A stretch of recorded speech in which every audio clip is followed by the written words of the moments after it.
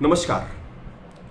आज हम जिस विषय पर चर्चा करेंगे वह उत्तर प्रदेश के मुख्यमंत्री माननीय योगी आदित्यनाथ जी पर चर्चा करेंगे। माननीय योगी आदित्यनाथ जी का जीवन कैसा रहा, इस पर चर्चा करने से ज़्यादा हम इस बात पर चर्चा करेंगे कि जो गवर्नेंस का योगी मॉडल है वह क्या है। विदेशों के कई विश्वविद्यालयों में इस विषय पर चर्चा हो रही है और यह एक सार्थक चर्चा है जिससे जो गवर्नेंस के तरीके हैं उसके बारे में जनोन्मुख, जन कल्याणकारी कैसे नीतियों को लाया जा सकता है और कैसे सकारात्मक कदम बढ़ा के जनता के कल्याण के कार्य किए जा सकते हैं। बताते चलें कि सन 1972 में, तब उत्तर प्रदेश उत्तरांचल एक ही में था, गढ़वाल में सन 1972 में बालक के रूप में आज के हमारे मुख्यमंत्री योगी आदित्यनाथ जी का जन्म हुआ था।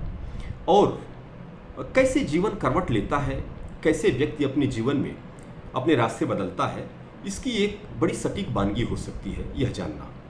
1972 में जन्म के पश्चात जब इनकी प्रारंभिक शिक्षा दीक्षा कंप्लीट हो गई तो अपनी उच्च शिक्षा के लिए गढ़वाल यूनिवर्सिटी आए और वहाँ से इन्होंने बीएससी की पढ़ाई पूरी की। बीएससी की पढ़ाई पूरी करने के दरमियान ये कोटद्वार में जहाँ ये रहे, कोटद्वार में रहने के दौरान इनके सामानों की चोरी हो गई। जब इनके सामान चोरी हुई तो उसी में इनके अंक पत्र, प्रमाण पत्र इत्यादि भी चोरी हो गई और इनके आगे की पढ़ाई में जो उच्चतर शिक्षा थी यानी पीजी कोर्स था उसमें एडमिशन लेने में एक तरह की बाधा आई। और इस बाधा का परिणाम यह हुआ कि इनकी जो आगे गोरखपुर विश्वविद्यालय में एडमिशन लेके एमएससी की पढ़ाई करना चाहते थे वह पूरा नहीं हो पाया। और इसी दरमियान इन्होंने गढ़वाल यूनिवर्सिटी से ही अपने आगे की पढ़ाई जारी रखने का निश्चित किया और इस क्रम में यह गोरखपुर आए गोरखनाथ जी के ऊपर, उनके व्यक्तित्व के ऊपर कुछ शोध करने के लिए। जब यहाँ आए तो इनके जो पिताजी के ममेरे भाई थे अवैधनाथ जी, वह गोरखपुर मठ के गोरक्षपीठ मठ के पीठाधीश्वर थे। वो इनके पिताजी के सगे ममेरे भाई थे और यहाँ आए तो उनके संपर्क में गए, उनका भी आशीर्वाद लिया। जब उनका आशीर्वाद लिया तो उन्हीं की प्रेरणा से इन्होंने भी नाथ पंथ में अपना दीक्षा करा लिया और सन 1994 में इन्होंने पूरी तरह से योगी जो बनने की औपचारिकता होती है उसे पूरी कर ली। योगी बनने की जब औपचारिकता इन्होंने पूरी कर ली, इसकी सूचना अपने घर नहीं दी। जब इसकी सूचना घर पे नहीं थी तो माता पिता परेशान हुए। इनके पिताजी रेंजर थे वन विभाग में और माता पिता थोड़े परेशान हुए, लेकिन थोड़े प्रयास से, चूंकि उनके ममेरे भाई थे महंत अवैधनाथ जी, तो थोड़े प्रयास से उन्हें पता तो चल गया कि योगी आदित्यनाथ जी गोरखपुर में है और उन्होंने दीक्षा ले ली है। वो लोग गोरखपुर आए और योगी जी को मिले। उम्मीद थी कि शायद ये वापसी करेंगे, लेकिन वो लोग खाली हाथ वापस लौटे।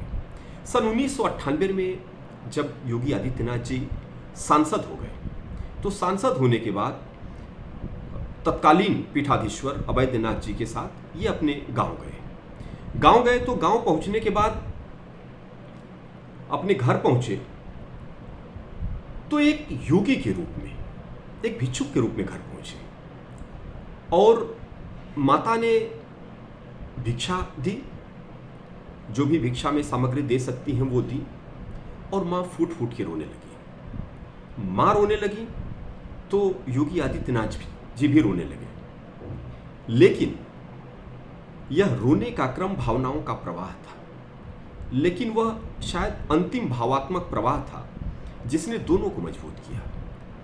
घर वाले भी यह मान गए कि अब यह योगी हो गए हैं, यह शायद सांसारिक जीवन में, इस भौतिक जीवन में इनका इस तरह से लौटना, सांसारिक जीवन जीते हुए, वो संभव नहीं है।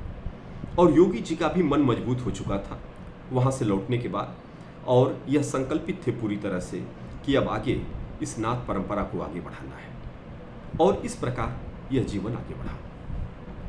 आप सब जानते हैं कि 5 बार योगी आदित्यनाथ जी सांसद रहे और हर बार पिछली बार से ज्यादा वोट से चुनाव जीतते रहे। आज हम जिस विषय पे बात कर रहे हैं वह है गवर्नेंस का योगी मॉडल। उत्तर प्रदेश में योगी आदित्यनाथ जी की सरकार की जो कार्य करने की पद्धति है वह शायद सबसे अलग है। योगी जी का खुद का जीवन एक सन्यासी का जीवन है, बड़ा सादगी भरा जीवन है। सादा खाना, सादा पहनना, सादे ढंग से रहना, सोना, उठना, बैठना, सब कुछ बड़ा सादगी भरा है। लेकिन शासन के प्रति, लोगों के कल्याण के प्रति जो इनका डेडिकेशन है, वह सरकारी नीतियों को कैसे संचालित किया जाए, इसमें परिलक्षित होता है।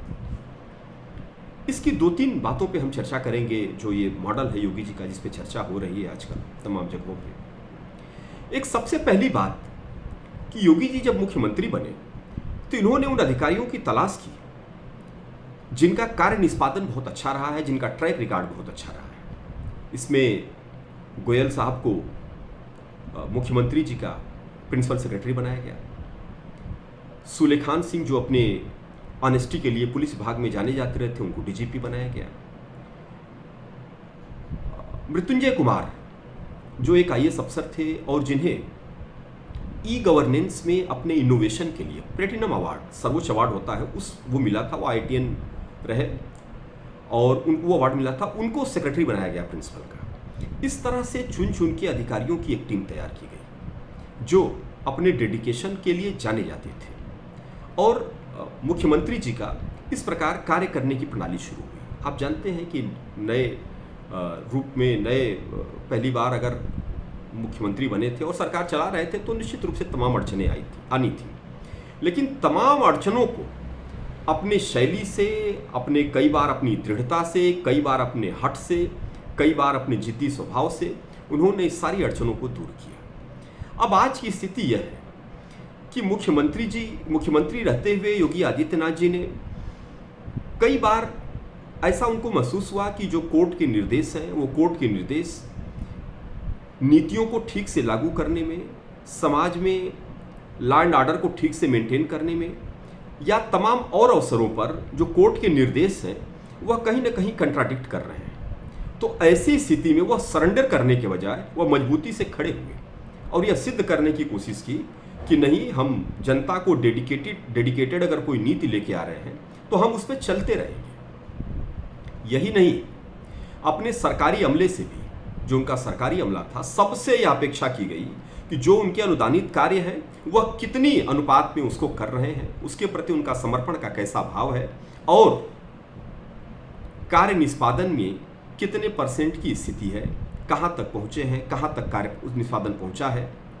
परसेंट का मतलब कितने % कार्य निष्पादन हुआ है, कहाँ तक पहुँचे हैं कार्य करने में। और जिन अधिकारियों ने थोड़ी भी शिथिलता की उन्हें पनिश किया गया, उनके साथ कोई मुरवत नहीं किया। एक छोटी सी वानगी है, एसपी बघेल साहब जो योगी जी के मंत्रिमंडल में मिनिस्टर रहे, वह बसपा की सरकार में भी मंत्री थे, समाजवादी पार्टी की सरकार में भी मंत्री थे। उनसे एक बार एक पॉडकास्ट के दौरान उनसे पूछा गया कि आप तो सभी सरकारों के साथ काम किए हैं, आपका तजुर्बा कैसा है। तो एसपी बघेल साहब ने बड़े ही संक्षेप में उत्तर दिया और कहा कि आपको बताएं, जब बसपा के शासनकाल में मंत्रिमंडल की बैठक होती थी तो यह बैठक 3.5 से 7 मिनट चलती थी। सपा की सरकार में जब बैठक होती थी तो यह बैठक 7 मिनट से 15 मिनट के बीच में चलती थी। और योगी जी की सरकार में जो मंत्रिमंडल की बैठक है, इसमें मिनिस्टर्स, एक बड़े ह्यूमरस सेंस में उन्होंने बात कही कि मंत्री लोग, विधायक लोग अपने जीवन काल में शायद कभी बैक टू बैक 6 से 9, 9 से 12 फिल्में नहीं देखे होंगे, लेकिन 6 से 12 कैबिनेट की बैठक में बैठे रहे हैं और अपने प्रेजेंटेशन के लिए इंतजार किया है, 3-3 घंटे, 4-4 घंटे इंतजार किया है। यह शैली है। उन्होंने ही बताया कि मंत्रियों ने कार्य सीखना शुरू कर दिया। बहुत सारे मिनिस्टर्स ऐसे थे जिन्हें कार्य की जानकारी, आप जानते हैं मिनिस्टर्स बनाने की प्रक्रिया ऐसी होती कि पॉपुलिस्ट पॉलिसी के तहत मिनिस्टर्स बनाए जाते हैं कि कोई मिनिस्टर्स किस जाति से आता है, कहाँ से, किस क्षेत्र से आता है, या किनका रिप्रेजेंटेशन करता है, इन तमाम सारी बातों को देखना पड़ता है राजनीतिक मजबूरी के चलते। लेकिन सबसे अपेक्षा ऐसी पाली कि भले ही आपको काम नहीं आता रहा, लेकिन अब आप काम सीखिए, काम में निष्पादन करिए, उसमें डेडिकेशन करिए। एक और छोटी वानगी बताते हैं। विधान परिषद में सबसे सीनियर सदस्य हैं, निर्दल समूह के नेता हैं और प्रश्न एवं संदर्भ समिति के सभापति हैं। बहुत ही पॉपुलर, बहुत सज्जन, अपनी सरलता सहजता के लिए जाने जाने वाले विधान परिषद के सबसे सीनियर सदस्य हैं श्री राज बहादुर सिंह चंदेल। वह शिक्षक विधायक हैं। श्री राज बहादुर सिंह चंदेल एक बार संस्मरण सुनाते हुए बता रहे थे कि रात में 12:30 बजे उनके पास फ़ोन आया कि आपने मुख्यमंत्री जी से मिलने के लिए जो फ़ोन किया, उसने बताया कि हम लोग मुख्यमंत्री जी के सिविल कार्यालय से बोल रहे हैं, आपने मुख्यमंत्री जी से मिलने के लिए समय मांगा है, आपको कल 1 बजे या 1:30 बजे का कुछ ऐसा समय बताया, आपको समय अनुदानित किया गया है, आप कृपया समय से आने का कष्ट करें। चंदेल साहब कह रहे थे कि जब मुझे 12:30 बजे रात में फ़ोन आया, 12:30 बजे का समय मैंने देखा तो मुझे लगा कि शायद कोई फेक कॉल होगी, लेकिन जब मैंने ट्रू कॉलर पर उसे देखा तो उस पर साफ लिख के आ रहा था कि मुख्यमंत्री निवास।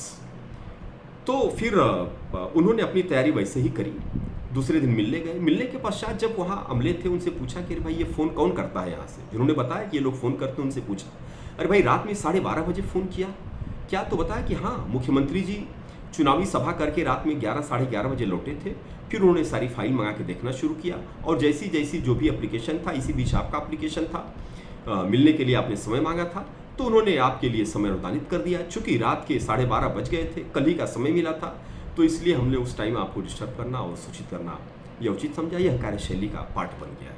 आप इससे अनुमान लगाइए, इसके पहले अनप्रेसिडेंटेड, इसके पहले प्रदेश में कभी ऐसा नहीं हुआ। आप देखिए, तमाम बार अपने छवि को डेंट लगा के, एक कदम आगे बढ़ के वह कार्य करते हैं। तो यह शैली है। केंद्र में मोदी जी की भी सरकार है, मोदी जी का जो कार्य निष्पादन है आज दुनिया उसको रिकॉग्नाइज कर रही है, लेकिन एक अंतर है, बड़ा बारीक अंतर है और इसे समझने की जरूरत है। बारीक अंतर है कि प्रधानमंत्री जी के पास एक विशाल संसाधन समूह है, मानव संसाधन या बाकी अन्य संसाधन के साथ एक लॉबी है, खास लॉबी है जो समर्थन करती है। साथ ही साथ प्रधानमंत्री जी का खुद का जीवन, प्रधानमंत्री जी एक काफ़ी रिच जीवन इस रूप में जीते हैं कि वह संसाधन, आधुनिक टेक्नोलॉजी इत्यादि का भरपूर उपयोग करते हैं। उत्तर प्रदेश के मुख्यमंत्री जी बड़ा ही सरल, सादगी भरा जीवन जीते हैं और इस सादगी भरे जीवन में उन व्यवस्थाओं को निकालने की कोशिश करते हैं जहां चुनौतियों से डट के सामना करना हो।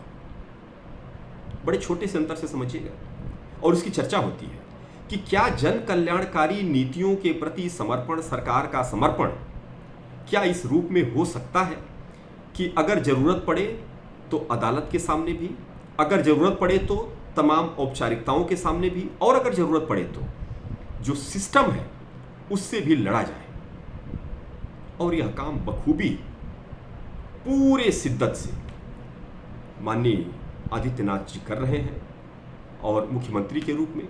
इसलिए आज भले ही जो इंटेलेक्चुअल तबका है, एक खास तथाकथित इंटेलेक्चुअल तबका, भले ही इन बातों पर उतनी चर्चा न करे, लेकिन जनता इस बात को महसूस करती है और यही कारण है कि आप देखिए, भारत का लोकतंत्र इतना मजबूत है कि जनता इन बातों को रिकॉग्नाइज जरूर करती है, महसूस जरूर करती है और इस रूप में अपनी मुहर लगाती है। तो आज के लिए इतना ही। Thank you very much.